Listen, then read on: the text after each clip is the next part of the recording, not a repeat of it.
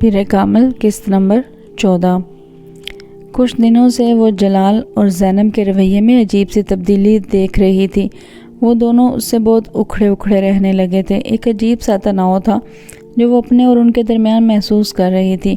اس نے ایک دو بار جلال کو ہاسپٹل فون کیا، مگر ہر بار اسے یہی جواب ملتا کہ وہ مصروف ہے۔ وہ زینب کو کالج سے لینے بھی آتا تو اس کی طرح اور پہلے کی طرح اس سے نہیں ملتا تھا، اور اگر ملتا بھی تو صرف رسمی سی لیگ کے بعد واپس چلا جاتا۔ وہ شروع میں اس تبدیلی کو اپنا وہم سمجھتی رہی، مگر پھر زیادہ پریشان ہونے پر وہ ایک دن جلال کے ہاسپٹل چلی آئی۔ جلال کا رویہ بے حد سرد تھا۔ امامہ کو دیکھ کر اس کے چہرے پر مسکراہٹ تک نہیں آئی۔ کافی دن ہو گئے تھے ہمیں ملے ہوئے، اس لیے میں خود چلی آئی۔ امامہ نے اپنے سارے اندیشوں کو جھٹکنے کی کوشش کرتے ہوئے کہا، میری تو شفٹ شروع ہو رہی ہے۔ امامہ نے حیرانی سے اسے دیکھا۔ زینب بتا رہی تھی کہ اس وقت آپ کی شفٹ ختم ہوتی ہے، میں اسی لیے اس وقت آئی ہوں۔ وہ ایک لمحہ کے لیے خاموش رہا، پھر اس نے کہا، ہاں صحیح ہے، مگر آج میری کوئی اور مصروفیت ہے۔ وہ اس کا منہ دیکھ کر رہ گئی۔ جلال، آپ کسی وجہ سے مجھ سے ناراض ہیں؟ ایک لمحے کے توقف کے بعد اس نے کہا، نہیں، میں کسی سے ناراض نہیں ہوں۔ جلال نے اسی رکھائی سے کہا، کیا آپ 10 منٹ باہر آ کر میری بات سن سکتے ہیں؟ جلال کچھ دیر اسے دیکھتا رہا، پھر اس نے اپنا اوورال اپنے بازو پر ڈال لیا اور کچھ کہے بغیر کمرے سے باہر نکل آیا۔ باہر جاتے ہی جلال نے اپنے ریسٹ واچ پر ایک نظر دوڑائی۔ یہ شاید اس کے لیے بات شروع کرنے کا اشارہ تھا۔ آپ میرے ساتھ اس طرح مس بیہیو کیوں کر رہے ہیں؟ کیا مس بیہیو کر رہا ہوں؟ جلال نے اکھڑ انداز میں کہا، آپ بہت دنوں سے مجھے اگنور کر رہے ہیں۔ ہاں کر رہا ہوں۔ امامہ کو توقع نہیں تھی کہ وہ اتنی صفائی سے اس بات کا اعتراف کر لے گا۔ کیونکہ میں تم سے ملنا نہیں چاہتا۔ وہ کچھ لمحوں کے لیے کچھ نہیں بول سکی۔ کیوں؟ یہ بتانا ضروری نہیں۔ اسی طرح جس طرح تم اکھڑ انداز میں اس نے کہا، میں جاننا چاہتی ہوں کہ آپ کا رویہ یکدم کیوں تبدیل ہو گیا ہے؟ کوئی نہ کوئی وجہ تو ہوگی اس کی۔ امامہ نے کہا، ہاں وجہ ہے، مگر میں تمہیں بتانا ضروری نہیں سمجھتا، بالکل اسی طرح جس طرح تم بہت سی باتیں مجھے بتانا ضروری نہیں سمجھتی۔ وہ اس کا منہ دیکھنے لگی، میں نے کون سی باتیں آپ کو نہیں بتائیں؟ یہ کہ تم مسلمان نہیں ہو۔ جلال نے بڑے تلخ لہجے میں کہا۔ امامہ سانس تک نہیں لے سکی۔ کیا تم نے یہ بات مجھ سے چھپائی نہیں؟ جلال میں بتانا چاہتی تھی۔ امامہ نے شکست خوردہ انداز میں کہا، چاہتی تھی، مگر تم نے بتایا تو نہیں۔ دھوکہ دینے کی کوشش کی تم نے۔ جلال، میں نے آپ کو دھوکہ دینے کی کوشش نہیں کی۔ امامہ نے جیسے احتجاج کیا، میں آپ کو کیوں دھوکہ دوں گی؟ مگر تم نے کیا یہی ہے۔ جلال نے سر جھٹکتے ہوئے کہا۔ جلال نے اس کی بات کاٹ دی، تم نے جان بوجھ کر مجھے ٹریپ کیا۔ امامہ کی آنکھوں میں آنسو آ گئے۔ ٹریپ کیا؟ اس نے بے زیر لفظ کے لفظوں کو دہرایا۔ تم جانتی تھی کہ میں اپنے پیغمبر صلی اللہ علیہ وآلہ وسلم سے عشق کرتا ہوں۔ وہ شکست خوردہ انداز میں سے دیکھتی رہی۔ شادی تو دور کی بات ہے، اب جب میں تمہارے بارے میں سب کچھ جان گیا ہوں تو میں تم سے کوئی تعلق رکھنا نہیں چاہتا۔ تم دوبارہ مجھ سے ملنے کی کوشش مت کرنا، جلال نے دو ٹوک انداز میں کہا۔ جلال، میں اسلام قبول کر چکی ہوں، امامہ نے مدھم آواز میں کہا۔ او کمان، جلال نے تحقیر امیز انداز میں اپنا ہاتھ جھٹکا۔ یہاں کھڑے کھڑے تم نے میرے لیے اسلام قبول کر لیا؟ اس بار وہ مذاق اڑانے والے انداز میں ہنسا۔ جلال، میں آپ کے لیے مسلم نہیں ہوئی، آپ میرے لیے ایک ذریعہ ضرور بنے ہیں۔ مجھے کئی ماہ ہو گئے ہیں اسلام قبول کی، اور اگر آپ کو میری بات پہ یقین نہیں ہے تو میں آپ کو ثبوت دے سکتی ہوں، آپ میرے ساتھ چلیں۔ اس بار جلال کو جھرجھرے ہوئے انداز میں سے دیکھنے لگا۔ میں مانتی ہوں میں نے آپ کی طرف پیش قدمی خود کی، آپ کے بقول میں نے آپ کو ٹریپ کیا۔ میں نے ٹریپ نہیں کیا، میں صرف بے بس تھی۔ آپ کے معاملے میں مجھے خود پر قابو نہیں رہتا تھا۔ آپ کی آواز کی وجہ سے آپ جانتے ہیں، میں نے آپ کو بتایا تھا، میں نے پہلی بار آپ کو نعت پڑھتے سنا تو میں نے محسوس کیا تھا آپ کو اگر میرے بارے میں پہلے ہی یہ سب کچھ پتہ چل جاتا تو آپ میرے ساتھ یہی سلوک کرتے جو آپ کر رہے ہیں۔ میں صرف اس بات کا اندیشہ تھا جس کی وجہ سے میں آپ سے بہت کچھ چھپائے رکھا۔ بعض باتوں میں انسان کو اپنے اوپر اختیار نہیں ہوتا، مجھے بھی آپ کے معاملے میں خود پر کوئی اختیار نہیں ہوتا۔ اس نے رنجیدگی سے کہا، تمہارے گھر والوں کو اس بات کا پتہ ہے؟ نہیں، میں انہیں نہیں بتا سکتی، میری منگنی ہو چکی ہے۔ میں نے آپ کو اس بارے میں بھی نہیں بتایا۔ وہ ایک لمحے کے لیے رکی، مگر میں وہاں شادی نہیں کرنا چاہتی، میں آپ سے شادی کرنا چاہتی ہوں۔ میں صرف اپنی تعلیم مکمل ہونے کا انتظار کر رہی ہوں، تب میں اپنے پیروں پر کھڑی ہو جاؤں گی اور پھر میں آپ سے شادی کروں گی۔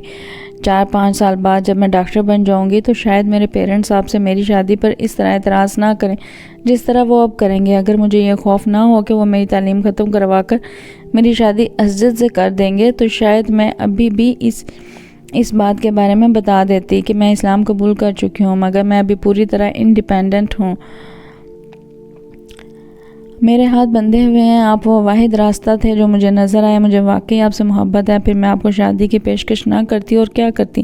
آپ اس صورتحال کا اندازہ نہیں کر سکتے جس کا سامنا میں کر رہی ہوں۔ میری جگہ پر ہوتے تو آپ کو اندازہ ہوتا کہ میں جھوٹ بولنے کے لیے کتنی مجبور ہو گئی تھی۔ جلال کچھ کہے بغیر پاس موجود لکڑی کے بینچ پر بیٹھ گیا، وہ پریشان نظر آ رہا تھا۔ امامہ نے اپنی آنکھیں پوچھ لی کہ آپ کے دل میں میرے لیے کچھ بھی نہیں ہے، صرف اس لیے میرے ساتھ انوالو ہیں کیونکہ میں آپ سے محبت کرتی ہوں۔ جلال نے اس کے سوال کا جواب دینے کے بجائے اسے کہا، امامہ بیٹھ جاؤ، پورا پینڈورا باکس کھل گیا ہے میرے سامنے۔ اگر میں تمہاری صورتحال کا اندازہ نہیں کر سکتا تو تم بھی میری پوزیشن کو نہیں سمجھ سکتی۔ امامہ اسے کچھ فاصلے پر رکھی بینچ پر بیٹھ گئی۔ میرے والدین کبھی کسی غیر مسلم لڑکی سے میری شادی نہیں کریں گے، قطع نظر اس کے کہ میں اسے محبت کرتا ہوں یا نہیں۔ جلال، میں غیر مسلم نہیں ہوں، تم اب نہیں ہو، مگر پہلے تو تھیں، اور پھر تمہارا خاندان۔ میں ان دونوں چیزوں کے بارے میں کچھ نہیں کر سکتی، ماما نے بے بسی سے کہا۔ جلال نے جواب میں کچھ نہیں کہا۔ کچھ دیر بعد وہ دونوں خاموش رہے۔ کیا آپ اپنے پیرنٹس کی مرضی کے بغیر مجھ سے شادی نہیں کر سکتے؟ کچھ دیر بعد امامہ نے کہا، یہ بہت بڑا قدم ہوگا۔ جلال نے نفی میں سر ہلاتے ہوئے کہا، اور بالفرض میں یہ کام کرنے کا سوچ بھی لوں تو بھی نہیں ہو سکتا۔ تمہاری طرح میں بھی اپنے پیرنٹس پر ڈیپینڈنٹ ہوں۔ جلال نے اپنی مجبوری بتائی، مگر آپ ہاؤس جاب کر رہے ہیں اور چند سالوں میں اسٹیبلش ہو جائیں گے۔ امامہ نے کہا، میں ہاؤس جاب کے بعد اسپیشلائزیشن کے لیے باہر جانا چاہتا ہوں، اور یہ میرے پیرنٹس کی مالی مدد کے بغیر نہیں ہو سکتا۔ اسپیشلائزیشن کے بعد ہی میں واپس آ کر اپنی پریکٹس اسٹیبلش کر سکتا ہوں۔ 3-4 سال اپنی اسٹڈیز ختم کرنے میں بھی لگ جائیں گے۔ جلال نے اسے یاد دلایا۔ پھر امامہ نے اسے مایوسی دے، پھر یہ کہ مجھے سوچنے کا وقت دو، شاید میں کوئی رستہ نکال سکوں۔ میں تمہیں چھوڑنا نہیں چاہتا، مگر میں اپنا کیریئر بھی خراب نہیں کر سکتا۔ میرا پرابلم صرف یہ ہے کہ میرے پاس کچھ بھی نہیں ہے، جو کچھ بھی ہے ماں باپ کا ہے، اور وہ اپنی ساری جمع پونجی مجھ پر خرچ کر رہے ہیں، یہ سوچ کے کہ کل کو ان کے لیے کچھ کروں گا۔ وہ بات کرتے کرتے رکا۔ کیا ایسا نہیں ہو سکتا تمہارے والدین اپنی مرضی سے تمہاری شادی مجھ سے کر دیں؟ اس صورت میں کم از کم میرے والدین کو یہ اعتراض تو نہیں ہوگا کہ تم نے اپنے والدین کی مرضی کے خلاف انہیں بتائے بغیر مجھ سے شادی کی۔ جلال کا چہرہ دیکھنے لگی۔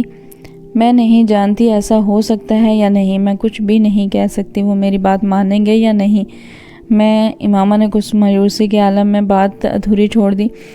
جلال بات مکمل ہونے کا انتظار کرتا ہے۔ میری فیملی میں آج تک کسی لڑکی نے اپنی مرضی سے باہر کسی لڑکے سے شادی نہیں کی، اس لیے میں یہ نہیں بتا سکتی کہ ان کے رد عمل کیا ہوگا، مگر میں یہ ضرور بتا سکتی ہوں کہ امامہ نے کچھ مایوسی کے عالم میں بات ادھوری چھوڑ دی۔ جلال بات مکمل ہونے کا انتظار کرتا رہا کہ ان کا رد عمل بہت برا ہوگا۔ وہ مجھ سے بہت محبت کرتے ہیں، لیکن مجھے یہ اجازت نہیں دے سکتے کہ میں اتنا بڑا قدم اٹھاؤں۔ آپ کو اندازہ ہونا چاہیے کہ میرے بابا کو کتنی شرمندگی اور بے عزتی کا سامنا کرنا پڑے گا۔ صرف میرے لیے تو وہ سب کچھ نہیں بدل دیں گے۔ اگر مجھے اپنی فیملی سے مدد کی توقع ہوتی تو میں گھر سے باہر سہاروں کی تلاش میں نہ ہوتی، نہ ہی آپ سے اس طرح مدد مانگ رہی ہوتی۔ دھیمے لہجے میں اپنی آواز کی لرزش پر قابو پاتے ہوئے اس نے جلال سے کہا، امامہ میں تمہاری مدد کروں گا، میرے پیرنٹس میری بات نہیں ٹالیں گے، سمجھانے میں کچھ وقت لگے گا، مگر میں تمہاری مدد کروں گا، میں انہیں منا لوں گا۔ تم ٹھیک کہتی ہو کہ مجھے تمہاری مدد کرنی چاہیے، وہ پرسوچ انداز میں مگر الجھے ہوئے انداز میں اسے کہہ رہا تھا۔ امامہ کو عجیب سی ڈھارس ہوئی، سے جلال سے یہی توقع تھی۔ امامہ نے سوچا، میرا انتخاب غلط نہیں ہے، یہ احمقانہ تجویز اسجد کے علاوہ کسی دوسرے کی ہو ہی نہیں سکتی۔ اسے احساس نہیں ہے کہ میں بھی پڑھ رہی ہوں؟ امامہ نے اپنی بھابھی سے کہا، نہیں، اسجد نے یا اس کے گھر والوں نے ایسا کوئی مطالبہ نہیں کیا، بابا خود تمہاری شادی کرنا چاہ رہے ہیں۔ امامہ کی بھابھی نے رسانیت سے جواب دیا، بابا نے کہا ہے، مجھے یقین نہیں آ رہا، جب میں نے میڈیکل میں ایڈمیشن لیا تھا تب ان کا دور دور تک ایسا خیال نہیں تھا، وہ تو انکل اعظم سے بھی یہی کہتے تھے کہ میرے ہاؤس جاب کے بعد ہی میری شادی کریں گے، پھر اب اچانک کیا ہوا؟ امامہ نے بے یقینی سے کہا، کوئی دباؤ ہوگا مگر مجھے تو امی نے یہی بتایا کہ یہ خود بابا کی خواہش ہے۔ بھابھی نے کہا، آپ انہیں بتا دیں کہ مجھے ہاؤس جاب سے پہلے شادی نہیں کرنی۔ ٹھیک ہے، میں تمہاری بات ان تک پہنچا دوں گی، مگر بہتر ہے تم اس سلسلے میں خود بابا سے بات کرو۔ بھابھی نے اسے مشورہ دیا۔ بھابھی کے کمرے سے جانے کے بعد بھی وہ کچھ پریشانی سے وہیں بیٹھی رہی۔ یہ اطلاع اتنی اچانک و غیر متوقع تھی کہ اس کے پیروں کے نیچے سے محاورتاً نہیں حقیقتاً زمین نکل گئی تھی۔ وہ مطمئن تھی کہ اس کی ہاؤس جاب تک اس کی شادی کا مسئلہ زیر بحث نہیں آئے گا، اور ہاؤس جاب کرنے کے بعد وہ اس قابل ہو جائے گی کہ خود کو سپورٹ کر سکے یا اپنے جلال سے شادی کے بارے میں فیصلہ کر سکے۔ تب تک جلال بھی اپنی ہاؤس جاب مکمل کر کے سیٹ ہو جاتا اور ان دونوں کے لیے کسی قسم کا کوئی مسئلہ کھڑا نہیں ہوتا۔ مگر اب اچانک اس کے گھر والے اس کی شادی کی بات کر رہے تھے، آخر کیوں نہیں؟ اسجد اور اس کے گھر والوں نے مجھ سے اس طرح کا کوئی مطالبہ نہیں کیا، میں نے خود ان سے بات کی ہے۔ اس رات وہ ہاشم ابین کے کمرے میں موجود تھی۔ ان کے استفسار پر ہاشم ابین نے بڑے اطمینان کے ساتھ کہا، بات بھی کر لی ہے، آپ مجھ سے پوچھے بغیر کس طرح میری شادی ارینج کر سکتے ہیں؟ امامہ نے بے یقینی سے کہا۔ ہاشم ابین نے کچھ سنجیدگی سے اسے دیکھا، یہ نسبت تمہاری مرضی سے ہی طے ہوئی تھی، تم سے پوچھا گیا تھا۔ انہوں نے جیسے سے یاد دہانی کریں، منگنی کی بات اور تھی، شادی کی بات اور ہے۔ آپ نے مجھ سے کہا تھا کہ ہاؤس جاب سے پہلے آپ میری شادی نہیں کریں گے۔ امامہ نے انہیں ان کا وعدہ یاد دلایا۔ تمہیں شادی پر اعتراض کیوں ہے؟ کیا تم مسجد کو پسند نہیں کرتی؟ بات پسند یا ناپسند کی نہیں ہے، اپنی تعلیم کے دوران میں شادی نہیں کرنا چاہتی۔ آپ اچھی طرح جانتے ہیں کہ میں اسپیشلسٹ بننا چاہتی ہوں۔ اس طرح آپ میری شادی کر دیں گے تو میرے سارے خواب ادھورے رہ جائیں گے۔ بہت سی لڑکیاں شادی کے بعد تعلیم مکمل کرتی ہیں، تم اپنی فیملی میں دیکھو کتنی۔ ہاشم ابین نے اسے سمجھانے کی کوشش کی۔ امامہ نے ان کی بات کاٹ لی۔ وہ لڑکیاں بہت ذہین اور قابل ہوتی ہوں گی، میں نہیں ہوں۔ میں ایک وقت میں ایک ہی کام کر سکتی ہوں۔ میں اعظم بھائی سے بات کر چکا ہوں، وہ تو تاریخ طے کرنے کے لیے آنے والے ہیں۔ ہاشم ابین نے اس سے کہا، آپ میری ساری محنت کو ضائع کر رہے ہیں۔ اگر آپ کو میرے ساتھ یہی کرنا تھا تو آپ کو چاہیے تھا کہ آپ اس طرح کی کوئی وعدہ کرتے ہی نہ۔ امامہ نے ان کی بات پر ناراضی سے کہا، جب میں نے تم سے وعدہ کیا تھا تب اور بات تھی، تب حالات اور تھے، اب اور حالات ہیں۔ امامہ نے ان کی بات کاٹی، اب کیا بدل گیا ہے؟ حالات میں کون سی تبدیلی آ رہی ہے جو آپ میرے ساتھ یہ سلوک کر رہے ہیں؟ میں تمہیں یقین دلاتا ہوں کہ اسجد تمہاری تعلیم میں تمہارے ساتھ پورا تعاون کرے گا، وہ تمہیں کسی چیز سے منع نہیں کرے گا۔ ہاشم ابین نے اس کی بات کا جواب دیتے ہوئے کہا، بابا مجھے اسجد کے ساتھ تعاون کی ضرورت نہیں ہے، مجھے آپ کے تعاون کی ضرورت ہے، آپ مجھے میری تعلیم مکمل کرنے دیں۔ امامہ نے اس بار قدر ملتجیانہ انداز میں کہا، امامہ تم فضول ضد مت کرو، میں وہی کروں گا جو میں طے کر چکا ہوں۔ ہاشم ابین نے دو ٹوک انداز میں کہا، میں ضد نہیں کر رہی، درخواست کر رہی ہوں۔ بابا پلیز، میں بھی اسجد سے شادی نہیں چاہتی۔ اس نے ایک بار پھر اسی ملتجیانہ انداز میں کہا، تمہاری نسبت کو 4 سال ہونے والے ہیں اور یہ بہت لمبا عرصہ ہوتا ہے۔ اگر انہوں نے خود کچھ عرصے بعد کسی نہ کسی وجہ سے منگنی توڑ دی تو کوئی بات نہیں، کوئی قیامت نہیں آئے گی۔ وہ منگنی توڑنا چاہیں تو توڑ دیں، بلکہ بھی توڑ دیں۔ تمہیں اس شرمندگی اور بے عزتی کا احساس نہیں ہے جس کا سامنا ہمیں کرنا پڑے گا؟ کیسی شرمندگی بابا؟ یہ ان لوگوں کا اپنا فیصلہ ہوگا، اس میں ہماری تو کوئی غلطی نہیں ہوگی۔ اس نے انہیں قائل کرنے کی کوشش کی، تمہارا دماغ خراب ہو گیا ہے یا پھر تم عقل سے پیدل ہو؟ ہاشم ابین نے اسے جھڑکتے ہوئے کہا، بابا کچھ نہیں ہوگا، لوگ 2-4 دن باتیں کریں گے، پھر سب کچھ بھول جائیں گے۔ آپ اس بارے میں خواہ مخواہ پریشان ہو رہے ہیں۔ امامہ نے قدر بے فکری اور لاپرواہی سے کہا، تم اس وقت بہت فضول باتیں کر رہی ہو، فی الحال تم یہاں سے جاؤ۔ ہاشم ابین نے ناگواری سے اسے دیکھتے ہوئے کہا۔ امامہ بادل نخواستہ وہاں سے چلی آئی، مگر اس رات وہ خاصی پریشان رہی۔ اگلے دن وہ واپس لاہور چلی آئی۔ ہاشم ابین نے اس سلسلے میں دوبارہ بات نہیں کی۔ لاہور آ کر وہ قدر مطمئن ہو گئی اور ہر خیال کو ذہن سے جھٹکتے ہوئے اپنے امتحان کی تیاری میں مصروف ہو گئی۔ ہاشم ابین نے اس واقعہ کو ذہن سے نہیں نکالا تھا۔ وہ ایک محتاط طبیعت کے انسان تھے۔ وہ امامہ کے بارے میں پہلی بار اس وقت تشویش میں مبتلا ہوئے تھے جب اسکول میں تحریم کے ساتھ جھگڑے والا واقعہ پیش آیا تھا۔ اگرچہ وہ کوئی ایسا غیر معمولی واقعہ نہیں تھا، مگر اس واقعے کے بعد انہوں نے احتیاطی تدابیر کے طور پر امامہ کی نسبت اسجد کے ساتھ طے کر دی تھی۔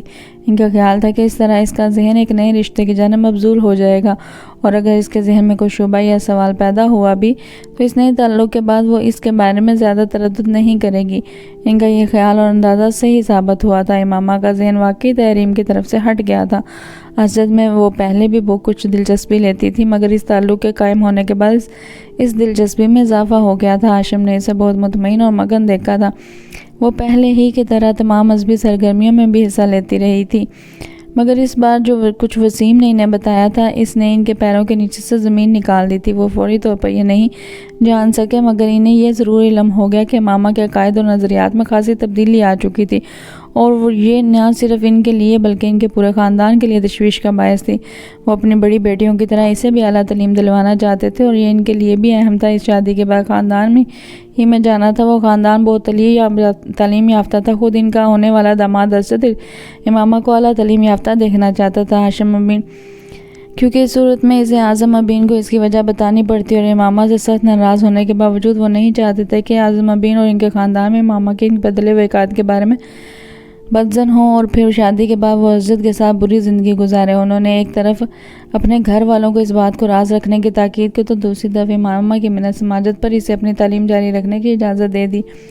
امامہ صبیحہ کے لیکچر اٹینڈ کرنے اور اس کے وہاں جانے پر جلال سے ملنے کے معاملے میں اس قدر محتاط تھی کہ اس کا یہ میل جو ان لوگوں کی نظروں میں نہیں آ سکا۔ شاید اس کی ایک وجہ یہ بھی تھی کہ وہ جویریہ اور رابعہ کو بھی ہر چیز کے بارے میں اندھیرے میں رکھے ہوئے تھی، ورنہ اس کے بارے میں ضرور کوئی نہ کوئی خبر ادھر ادھر گردش کرتی اور ہاشم ابین تک بھی پہنچ جاتی، مگر ایسا نہیں ہوا۔ ہاشم ابین اس کی طرف سے مطمئن ہو گئے تھے، مگر امامہ کے اندر آنے والی ان تبدیلیوں نے انہیں تشویش میں مبتلا کر دیا تھا۔ ان کے دماغ میں جو واحد حل آیا تھا وہ اس کی شادی تھی۔ ان کا خیال تھا کہ اس کی شادی کر دینے سے وہ خود امامہ کی ذمہ داری سے مکمل طور پر آزاد ہو جائیں گے۔ یہی وجہ تھی کہ انہوں نے اس طرح اچانک اس کی شادی کا فیصلہ کر لیا تھا۔ جلال میرے پیرنٹس اسد سے میری شادی کرنا چاہتے ہیں۔ لاہور آنے کے بعد امامہ نے سب سے پہلے جلال سے ملاقات کی تھی۔ مگر تم تو کہہ رہی تھی وہ تمہاری ہاؤس جاب تک تمہاری شادی نہیں کریں گے، جلال نے کہا۔ وہ ایسا ہی کہتے تھے، مگر اب وہ کہتے ہیں کہ میں اپنی تعلیم شادی کے بعد بھی جاری رکھ سکتی ہوں۔ اسد لاہور میں گھر لے لے گا تو میں زیادہ آسانی سے اپنی تعلیم مکمل کر سکوں گی۔ جلال اس کے چہرے سے اس کی پریشانی کا اندازہ کر سکتا تھا۔ جلال بھی یکدم فکر مند ہو گیا۔ جلال میں اسد سے شادی نہیں کر سکتی، میں کسی صورت اسد سے شادی نہیں کر سکتی، وہ بڑبڑائی۔ پھر تم اپنے پیرنٹس کو صاف صاف بتا دو، جلال نے یکدم کسی فیصلے پر پہنچتے ہوئے کہا۔ کیا بتا دوں؟ یہی کہ تم مجھ سے شادی کرنا چاہتی ہو۔ آپ کو اندازہ نہیں ہے کہ وہ کس طرح ریئیکٹ کریں گے۔ مجھے انہیں پھر سب کچھ ہی بتانا پڑے گا۔ وہ بات کرتے کرتے کچھ سوچنے لگی۔ جلال اپنے پیرنٹس سے میرے سلسلے میں بات کریں، آپ انہیں میرے بارے میں بتائیں۔ اگر میرے پیرنٹس نے مجھ پر اور دباؤ ڈالا تو پھر مجھے اپنا گھر چھوڑنا پڑے گا، پھر مجھے آپ کی مدد کی ضرورت ہوگی۔ امامہ میں اپنے پیرنٹس سے بات کروں گا، وہ رضامند ہو جائیں گے، میں جانتا ہوں میں انہیں منا سکتا ہوں۔ جلال نے اسے یقین دلایا۔ پوری گفتگو کے دوران پہلی بار امامہ کے چہرے پر مسکراہٹ ابھری۔ اگلے چند ہفتے وہ اپنے پیپرز کے سلسلے میں مصروف رہی۔ جلال سے بات نہ ہو سکی۔ آخری پیپر والے دن وسیم اسے لینے کے لیے لاہور آ گیا تھا۔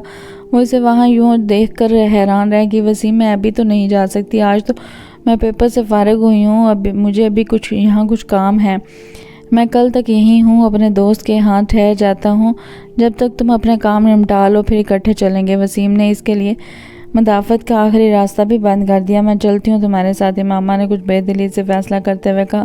اسے اندازہ تھا کہ وسیم اسے ساتھ لے کر ہی جائے گا۔ تم اپنی چیزیں پیک کر لو، اب تم ساری چھٹیاں وہاں گزار کر ہی آنا۔ اسے واپس مڑتے دیکھ کر وسیم نے کہا۔ اس نے سر ہلا دیا، مگر اس کا اپنی تمام چیزیں پیک کرنے یا اسلام آباد میں ساری چھٹیاں گزارنے کا کوئی ارادہ نہیں تھا۔ اس نے طے کیا تھا کہ وہ چند دن وہاں گزار کر کسی نہ کسی بہانے سے واپس لاہور آ جائے گی، اور یہی اس کی غلط فہمی تھی۔ رات کے کھانے پر وہ سب گھر والوں کے ساتھ کھانا کھا رہی تھی اور سب خوش گپیوں میں مصروف تھے۔ پیپرز کیسے ہوئے ہیں تمہارے؟ ہاشم ابین نے کھانا کھاتے ہوئے اسے پوچھا۔ بہت اچھے ہوئے، ہمیشہ کی طرح، اس نے چاول کا چمچ منہ میں ڈالتے ہوئے کہا۔ ویری گڈ، چلو پیپرز کی ٹینشن تو ختم ہوئی، اب تم کل سے اپنی شاپنگ شروع کر دو۔ امامہ نے حیرانی سے انہیں دیکھا۔ شاپنگ؟ کیسی شاپنگ؟ فرنیچر کی، اور جیولر کے پاس بھی چلے جانا تم لوگ، باقی چیزیں تو آہستہ آہستہ ہوتی رہیں گی۔ ہاشم ابین نے اس کے سوال کا جواب دینے کے بجائے اس بار اپنی بیوی سے کہا۔ بابا مگر کس لیے؟ امامہ نے اس بار پھر پوچھا۔ تمہاری امی نے بتایا نہیں تمہیں کہ ہم نے تمہاری شادی کی تاریخ طے کر دی ہے؟ امامہ کے ہاتھ سے چمچ چھوٹ کر پلیٹ میں جا گرا۔ میں ایک لمحے میں اس کا رنگ فک ہو گیا تھا۔ میری شادی کی تاریخ؟ اس نے بے یقینی سے باری باری سلمیٰ اور ہاشم کو دیکھا جو اس کے تاثرات پر حیران نظر آ رہے تھے۔ ہاں تمہاری شادی کی تاریخ، ہاشم ابین نے کہا۔ یہ آپ کیسے کر سکتے ہیں؟ مجھ سے پوچھے بغیر، مجھے بتائے بغیر؟ حونک چہرے کے ساتھ وہ انہیں دیکھ رہی تھی۔ تم سے پچھلی دفعہ بات ہوئی تھی اس سلسلے میں؟ ہاشم ابین یکدم سنجیدہ ہو گئے۔ اور میں نے انکار کر دیا تھا۔ ہاشم ابین نے اسے بات مکمل کرنے نہیں دی۔ میں نے تمہیں بتا دیا تھا کہ مجھے تمہارے انکار کی کوئی پرواہ نہیں ہے، میں اسد کے گھر والوں سے بات کر چکا ہوں، ہاشم ابین نے تیز آواز میں کہا۔ ڈائننگ ٹیبل پر یکدم گہری خاموشی چھا گئی، کوئی بھی کھانا نہیں کھا رہا تھا۔ امامہ یکدم اپنی کرسی سے اٹھ کھڑی ہوئی۔ آئی ایم سوری بابا، مگر میں عزیز سے شادی ابھی نہیں کر سکتی۔ آپ نے یہ شادی طے کی ہے، آپ ان سے بات کر کے اسے ملتوی کر دیں، ورنہ میں خود ان سے بات کر لوں گی۔ ہاشم مبین کا چہرہ سرخ ہو گیا۔ تم عزیز سے شادی کرو گی اور اسی تاریخ کو جو میں نے طے کی ہے، تم نے سنا؟ وہ بے اختیار چلائے۔ اٹس ناٹ فیئر، امامہ نے بھرائی ہوئی آواز میں کہا۔ اب تم مجھے یہ بتاؤ گے کہ کیا فیئر ہے اور کیا نہیں؟ تم مجھے بتاؤ گی؟ ہاشم مبین کو اس کی بات پر اور غصہ آیا۔ بابا، جب میں نے آپ سے کہا تھا کہ مجھے ابھی شادی نہیں کرنی ہے تو آپ زبردستی کیوں کر رہے ہیں میرے ساتھ؟ امامہ بے اختیار رونے لگی۔